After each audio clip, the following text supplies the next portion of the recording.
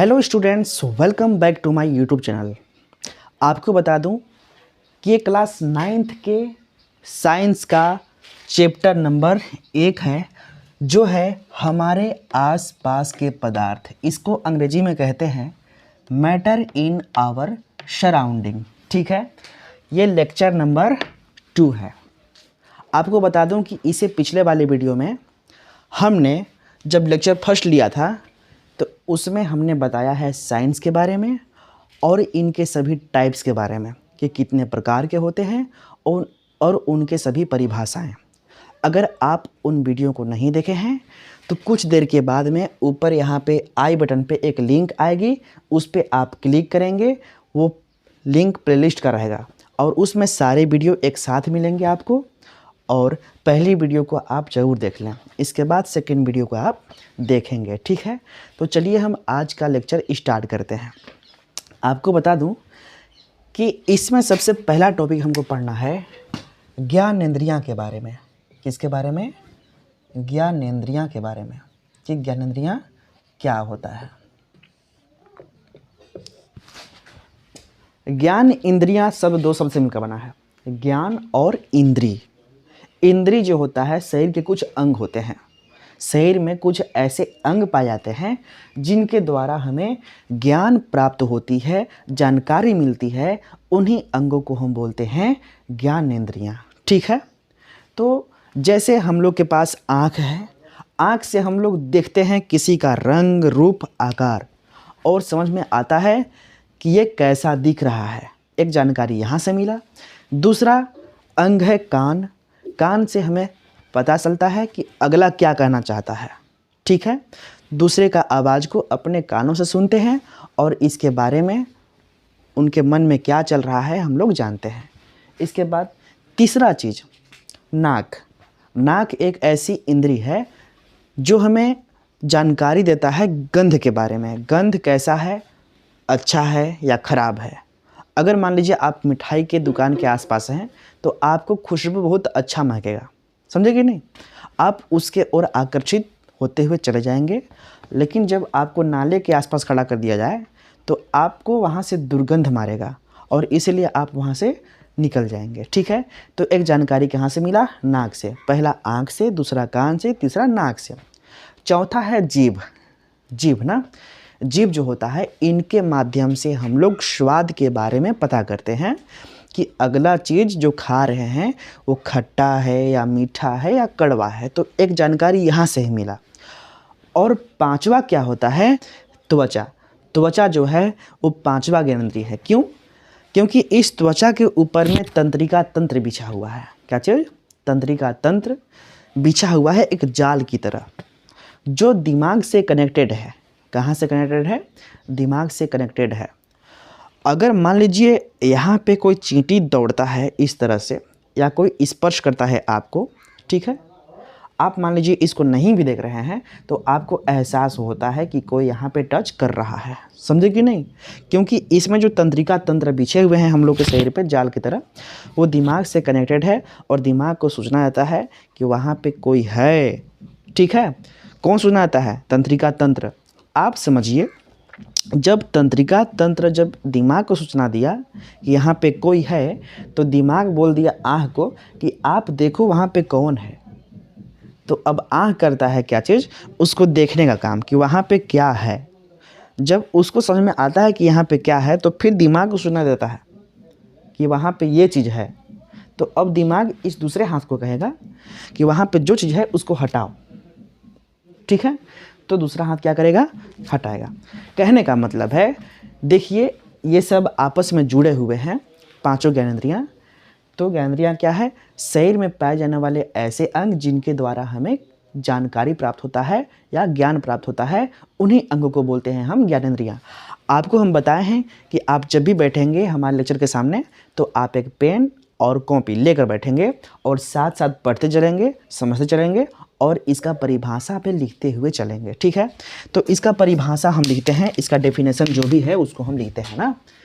तो सबसे पहले ज्ञानेंद्रियां को हम ऐसा लिखेंगे कि शरीर में पाए जाने वाले कुछ ऐसे अंग। क्या चीज़? शरीर में पाए जाने वाले ऐसे अंग, क्या चीज, ऐसे अंग जिनके द्वारा, किनके द्वारा, जिनके द्वारा हमें जानकारी प्राप्त होती है, क्या चीज, जिनके द्वारा हमें जानकारी प्राप्त होती है, उन्हीं अंगों को ज्ञानेंद्रियां कहते हैं। क्या बोलते हैं? उन्हीं अंगों को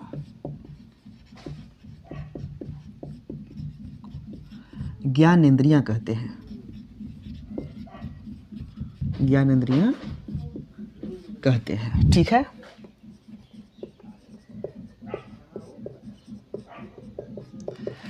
आपको बताया कि कोई भी जब परिभाषा आप लिखते हैं तो उनको आप डबल इन्वर्टेड कामा के अंदर लिखेंगे। ये होता है डबल इन्वर्टेड कामा, 2 ठो यहाँ पे और 2 ठो यहाँ पे, समझे कि नहीं? अगर समझते हैं, जब भी हम ज्ञानेंद्रिय की परिभाषा लिखे तो इसके शुरुआत में डबल इन्वर्टेड कामा लगाए, लास्ट में भी डबल इन्वर्टेड कामा से बंद किए हैं। अगर यही ज्ञानेंद्रियां शब्द बीच में कहीं आता है तो आप इसे सिंगल इन्वर्टेड कामा के अंदर बंद करेंगे, इस तरह से, समझे कि नहीं? ओके, और हाईलाइट करेंगे। जब भी आप परिभाषा लिखेंगे तो जो हेडिंग रखेंगे आप काला पेन से लिखेंगे, और बाकी सारे जितने भी परिभाषाएं हैं आप इसको नीला पेन से लिखेंगे। कौन सा पेन से? नीला। अगर यही टॉपिक जो ज्ञानेंद्रियां आता है कहीं बीच में तो आप उस हेडिंग को काला पेन से वहाँ पे बना देंगे, ताकि हाईलाइट यानी उसके ऊपर निगाह एग्जामिनर का बहुत जल्दी पड़े, समझे कि नहीं? तो हम लोग क्या समझे इसके बारे में कि शरीर में पाए जाने वाले कुछ ऐसे अंग जिनके द्वारा हमें जानकारी प्राप्त होती है, उन्हीं अंगों को हम क्या बोलते हैं? ज्ञानेंद्रियां बोलते हैं। ठीक है, नोट में लिखेंगे हम, और आप भी लिखिएगा। नोट में कुछ ऐसी बात होती हैं जो महत्वपूर्ण होते हैं, समझे कि नहीं? नोट में ये लिखना है आपको कि 5 ज्ञानेंद्रियां कुछ इस प्रकार से हैं। क्या क्या? 5 ज्ञानेंद्रियां, या फिर ऐसा लिखेंगे कि हमारे शरीर में मात्र 5 ज्ञानेंद्रियां हैं, मात्र 5 ज्ञानेंद्रियां हैं। आपको समझ में आ रही होगी ना? कौन कौन है भाई? तो पहला है आँख, दूसरा कान,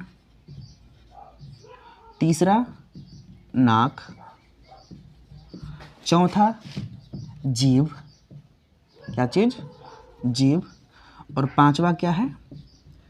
5वां है त्वचा। त्वचा समझ रहे ना? शरीर का सबसे बाहरी आवरण जिससे घिरा हुआ है, ठीक है, इसको बोलेंगे त्वचा ना। तो हम लोग तो समझ गए कि इनका सबका काम क्या है, इनके द्वारा ही हमें समझ में आता है कि आगे क्या हो रहा है क्या नहीं हो रहा है, ठीक है। इसके बाद हम समझेंगे पंच तत्व के बारे में। किसके बारे में? पंच तत्व। अगर आप समझ गए होंगे ज्ञानेंद्रिय क्या होती है तो हम समझेंगे पंच तत्व के बारे में। पंच तत्व ये क्या होता है ना, ये कोई नया वर्ड नहीं है, ठीक है।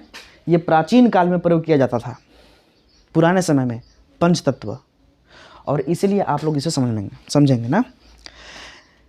देखिए पहले के जो लोग थे, प्राचीन काल के टाइम के संत महात्मा ऋषि मुनि, ये ऐसा बताते थे कि अगर कोई भी पदार्थ है, चाहे पदार्थ यही है या मैं ही क्यों ना हूँ, ठीक है, इनका शरीर 5 तत्वों से मिलकर बना हुआ है। क्या चीज़? 5 तत्वों से मिलकर बना हुआ है। जो प्राचीन काल के लोग थे ऐसा मानते थे कि कोई भी पदार्थ 5 तत्वों से मिलकर बना हुआ है, और उन्हीं तत्वों को पंचतत्व कहा गया। क्या कहा गया? पंचतत्व। और वो 5 तत्व कौन कौन है? वो है अग्नि, वायु, पृथ्वी, जल और आकाश, ठीक है। अग्नि, वायु, पृथ्वी, जल और आकाश, ये 5 तत्वों से मिल करके सारे पदार्थ ये बने हुए हैं, ऐसा मानते थे प्राचीन काल के लोग, ठीक है। और इसीलिए इन्हीं तत्वों को पंच तत्व नाम दे दिया गया। ठीक है, ऐसा क्यों मानते थे? देखिए, जब भी जीवित है आदमी जीवित है, लेकिन जब मरने के बाद में इसी में मिल जाना है, इसी पांचों तत्वों में मिल जाएंगे, समझे कि नहीं? यानी जिन तत्वों से बने हुए हैं उसी तत्व में मिल जाते हैं। ठीक है, तो ऐसा मान के चल रहे थे। जो पंचतत्व है, प्राचीन काल के लोग का मानना था कि प्राचीन काल में लोग ऐसा मानते थे कि कोई भी पदार्थ पांच तत्वों से मिलकर बना हुआ है, जिसे हम पंचतत्व कहते हैं। वो पंचतत्व क्या है तो आपको बताएं। अब इसे परिभाषा के रूप में कैसे लिखेंगे तो आप लोग ध्यान से देखेंगे और लिखते हुए चलेंगे। ठीक है, तो ध्यान से देखिए, इसमें लिखना है प्राचीन काल के लोग, क्या चीज़? प्राचीन काल के लोग ऐसा मानते थे कि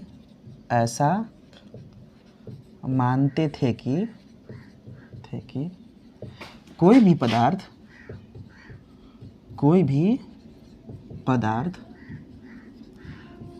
पांच तत्वों से मिलकर बना हुआ है।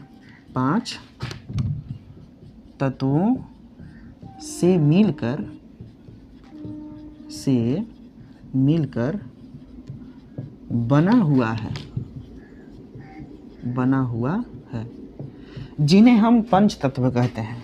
क्या चीज? जिन्हें पंच तत्व कहा जाता है। पंच तत्व कहा जाता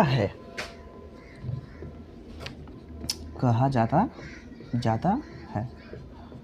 ठीक है, वे पंच तत्व कौन कौन है? ठीक है, नोट में लेते हैं।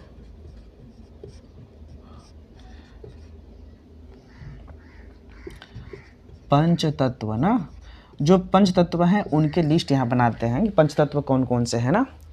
हम आपको बताए हैं अग्नि समझते हैं ना, आग, अग्नि, वायु, पृथ्वी, जल व आकाश। क्या चीज? वह आकाश। ठीक है, इन्हीं तत्वों को बोल दिया गया था पंच तत्व। क्या बोल दिया गया था? पंच तत्व ना।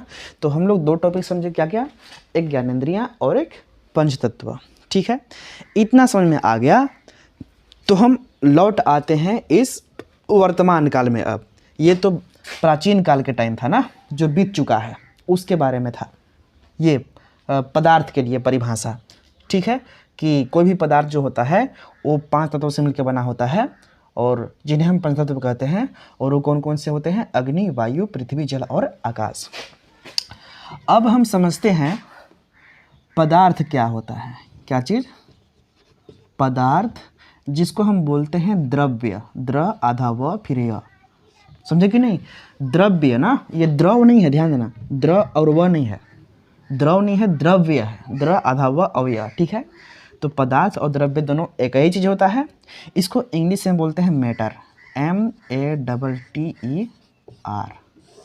ओके, इसका परिभाषा हम कैसे देंगे पदार्थ के बारे में ना?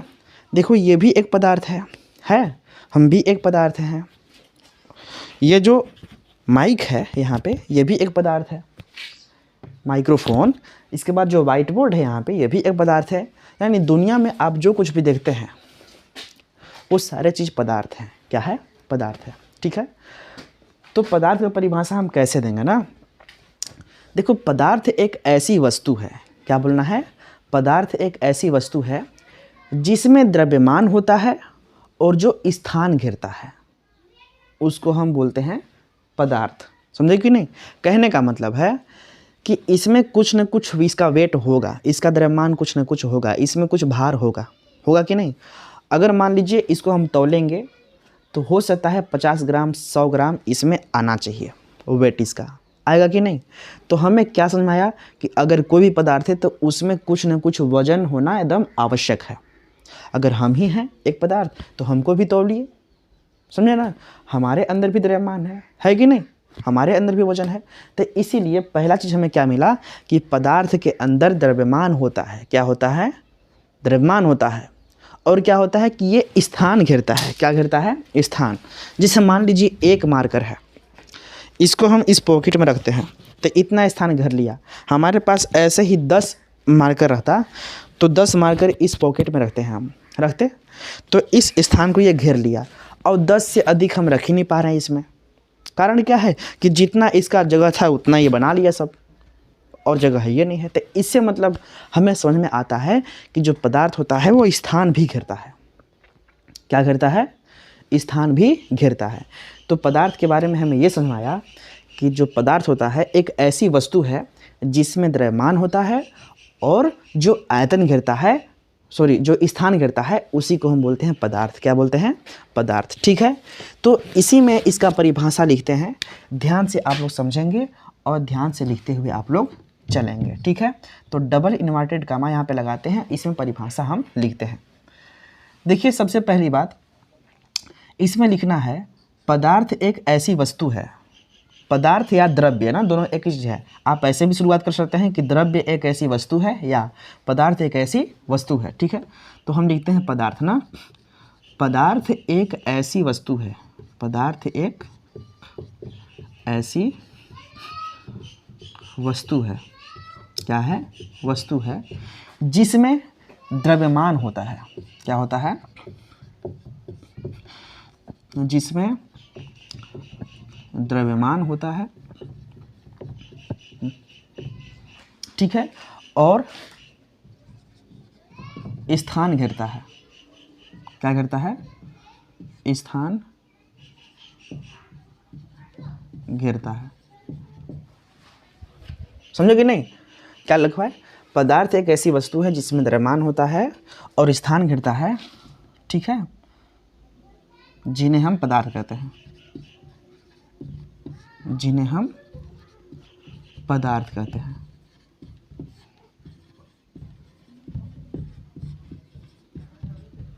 ठीक है, यह हुआ इसका परिभाषा। ठीक है, आपको एक चीज़ बताते हैं, जो स्थान घेरता है ना, स्थान घेरना कहलाता है आयतन। क्या कहलाता है? आयतन।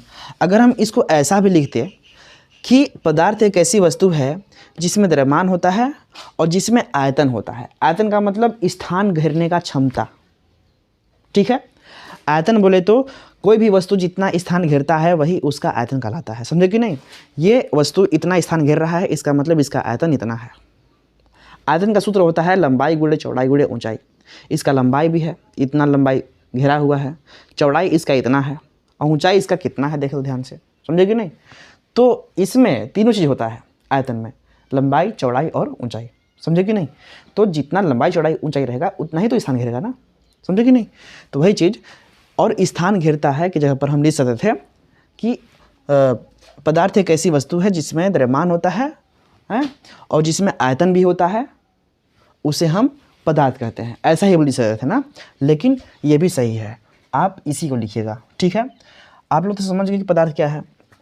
तो पदार्थ एक ऐसी वस्तु है जिसमें द्रव्यमान होता है और जो स्थान घेरता है उसे हम क्या बोलते हैं? पदार्थ। हम इसका एग्जाम्पल लिखते हैं, उदाहरण। कोई उदाहरण भी लिखते हैं ना। इसका उदाहरण क्या क्या रहेंगे? उदाहरण में आप अपने हिसाब से कुछ भी लिख सकते हैं। लिखिए मेज, कुर्सी, ठीक है, मनुष्य, और क्या, शेर आदि। ये सब क्या है? ये सब पदार्थ है। इसमें द्रव्यमान होता है, इसमें आयतन होता है। जब इतना आप समझ गए तो सबसे पहली बात हम लोग को समझना है द्रव्यमान के बारे में, कि आप बताइए द्रव्यमान जो होता है वो क्या होता है। समझे कि नहीं? एक बात और आप लोग से पूछेंगे हम, जब द्रव्यमान को हम MASS मास से प्रदर्शित करते हैं ना, क्या आप बताएंगे कि द्रव्यमान और भार एक ही होता है? बताइए, आपसे प्रश्न है कि क्या द्रव्यमान और भार दोनों एक ही होता है? भार और द्रव्यमान आपको बताना है, क्या दोनों एक ही होता है? बताइए, कमेंट कीजिए।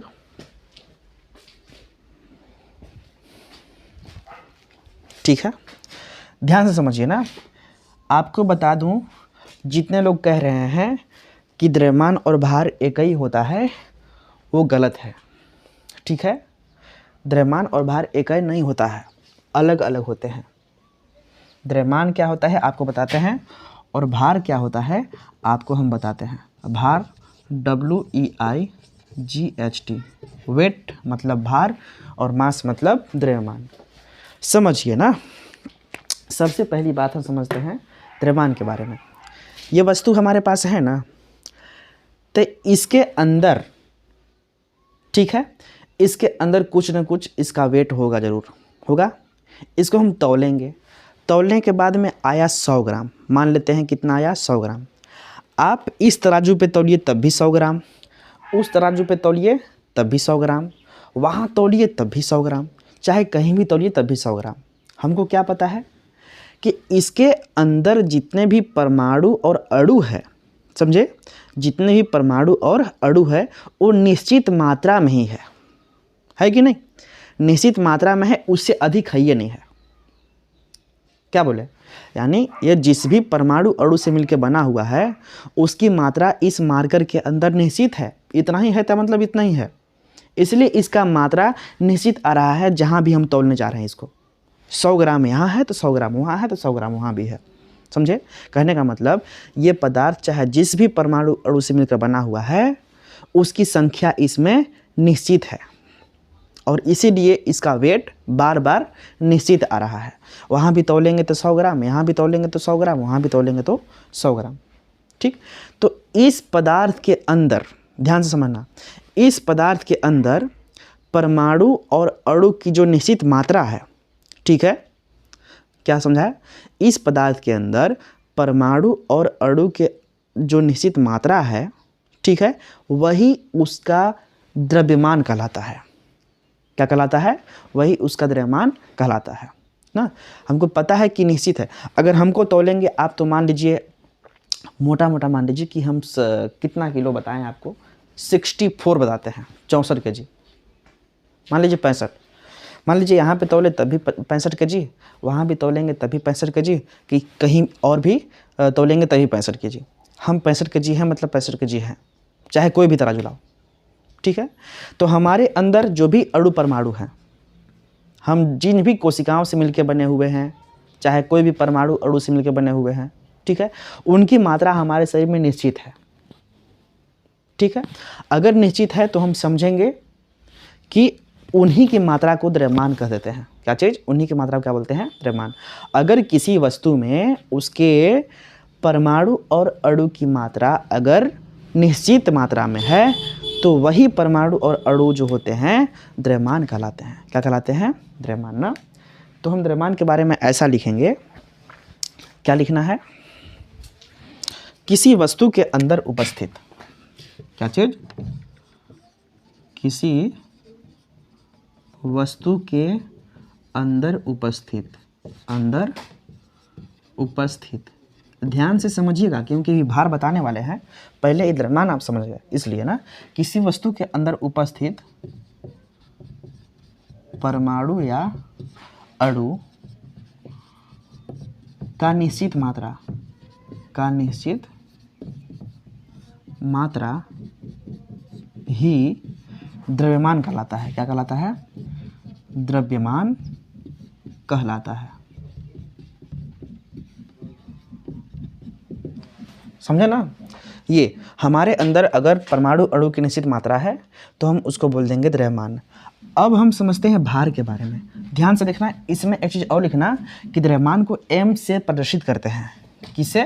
द्रव्यमान को m से प्रदर्शित करते हैं। यहाँ पे हम लिख दे रहे हैं छोटा सा m, छोटा m है ना, बड़ा वाला m नहीं है।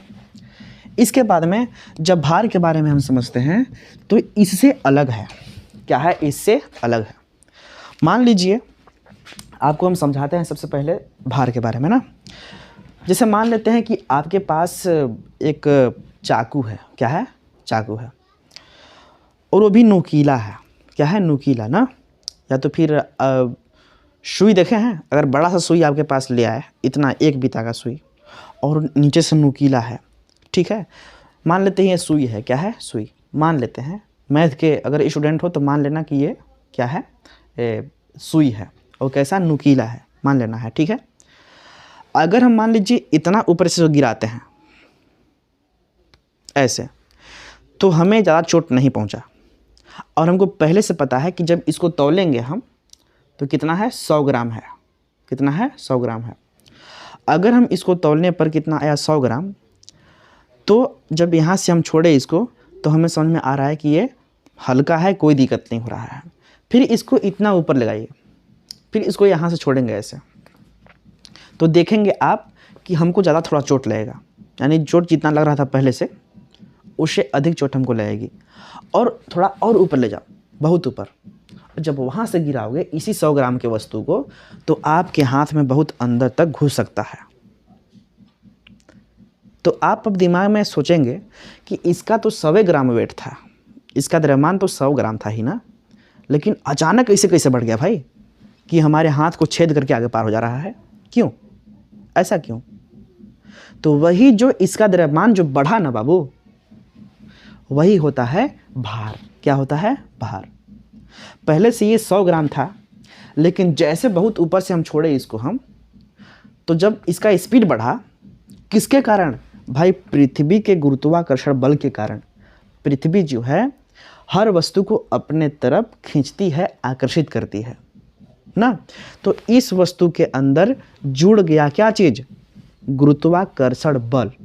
जब इस द्रव्यमान के अंदर गुरुत्वाकर्षण बल खींचा कस करके ना, तो इस द्रव्यमान में जुड़ गया क्या चीज? पृथ्वी का गुरुत्वाकर्षण बल। और इसीलिए इसका द्रव्यमान परिवर्तित हो गया, चेंज हो गया। पहले 100 ग्राम था, लेकिन अभी भी ये 100 ग्राम है, लेकिन इसमें ऐड हो गया है पृथ्वी का गुरुत्वाकर्षण बल, और दोनों जुड़ करके आ रहा है बहुत तेज़ी के साथ नीचे। और जो हमें एहसास हुआ हमारे हाथों पे कि हमारे हाथ को छेद कर पार हो जा रहा है, तो इसका मतलब हम समझेंगे ये भार है वस्तु का। क्या है? भार है। समझे? तो द्रव्यमान का मतलब क्या होता है कि इसके अंदर उपस्थित अणु या परमाणु की निश्चित मात्रा द्रव्यमान है। लेकिन भार के बारे में जब हम समझेंगे तो इसमें ऐसा बोलना है कि पृथ्वी के गुरुत्वाकर्षण बल के कारण, ध्यान से समझिएगा, पृथ्वी के गुरुत्वाकर्षण बल के कारण वस्तु के द्रव्यमान में हुए परिवर्तन। क्या चीज़? वस्तु के द्रव्यमान में जो परिवर्तन हुआ है ना, वही उसका भार कहलाता है। समझे कि नहीं समझे भाई? पृथ्वी के गुरुत्वाकर्षण बल के कारण वस्तु के द्रव्यमान में जो परिवर्तन हुआ अचानक, वही परिवर्तन जो है क्या कहलाएगा? भार कहलाएगा। समझे ना? तो इसको हम ऐसा लिखेंगे कि पृथ्वी के गुरुत्वाकर्षण बल के कारण, पृथ्वी के गुरुत्वाकर्षण बल के कारण वस्तु के द्रव्यमान में, किसके? वस्तु के द्रव्यमान में हुए परिवर्तन क्या कहलाता है? भार कहलाता है। भार कहलाता है। ठीक है? और भार को क्या से दिखाते हैं? तो भार से W से दिखाते हैं। भार को किससे? W से प्रदर्शित करते हैं। ये लिख लेंगे ना। तो आप लोग को समझ में आया ना कि द्रव्यमान क्या है और भार क्या है? आप लोग को समझ में आ गया होगा। लेकिन एक चीज़ आप बताइए, जब हम आपको बता रहे हैं कि उनके द्रव्यमान में परिवर्तन हो रहा है, किसके? इस वस्तु के भार में परिवर्तन। पहले 100 ग्राम के था, अब लग रहा है कि बहुत ज़्यादा बढ़ गया है इसका द्रव्यमान। समझ ना? तो ये जो बढ़ा उसको हम बोलेंगे परिवर्तन, यानी इसके द्रव्यमान में हुआ परिवर्तन। अगर हम इसको ऊपर की ओर फेंकेंगे तो हमको पता है कि ये 100 ग्राम का है। जब ऊपर की ओर फेंकेंगे तो आप छुएंगे तो हल्का महसूस होगा। समझे कि नहीं? आपको हल्का महसूस होगा। ऐसे जब ऊपर जा रहा होता है, आप नीचे से छूते हैं तो क्या होता है कि आपको हल्का महसूस होगा। समझे? इसका मतलब यह है कि जो द्रव्यमान है, इसका परिवर्तन का मतलब ये घट भी सकता है और बढ़ भी सकता है। जब हम उल्टा फेंकेंगे तो इसका मतलब कि लगेगा, हमें एहसास होगा कि इसका द्रव्यमान कम हो गया है जब ऊपर जाएगा था, और जब नीचे आएगा तो हमें लगेगा कि इसका द्रव्यमान बढ़ गया है। तो द्रव्यमान जो है, इसका परिवर्तन का मतलब बढ़ भी सकता है और घट भी सकता है। समझे ना? बढ़ भी सकता है और घट भी सकता है ना। तो एक चीज़ तो समझ में आया कि द्रव्यमान अलग चीज़ है और भार अलग चीज़ है। आया कि नहीं? तो इतनी बातें हम लोग समझ गए। इतनी बात समझने के बाद में हम आपको बताना चाहेंगे कि अगले वीडियो में हम लोग समझेंगे इसके आगे के बारे में। ठीक है? उसमें हम समझेंगे बहुत सारी चीज़ें, जो इस वीडियो में कवर नहीं कर पाएंगे। कारण क्या है कि आपको समझाते समझाते टाइम कब निकल जाता है पता नहीं चलता है, और मैं कोशिश करता हूं कि आपको जब तक समझ में नहीं आया तब तक हम समझाते ही रहें। आप लोग कमेंट के माध्यम से बताएंगे कि आज का ये लेक्चर आपको कैसा लगा। अगले वीडियो में अगला पार्ट आएगा, ये लेक्चर नंबर 2 है, लेक्चर नंबर 3 भी आप देखेंगे ज़रूर। और पिछले वीडियो को आप नहीं देखे होंगे तो आपको बताते हैं कि वीडियो के शुरुआत में आप चाहेंगे तो आई बटन पे एक लिंक आती है, उस पर क्लिक करेंगे तो पूरा वीडियो एक साथ खुल जाएंगे। ठीक है, तो आज की इस वीडियो में इतना ही। Thank you for watching. मिलते हैं नेक्स्ट वीडियो में। ओके।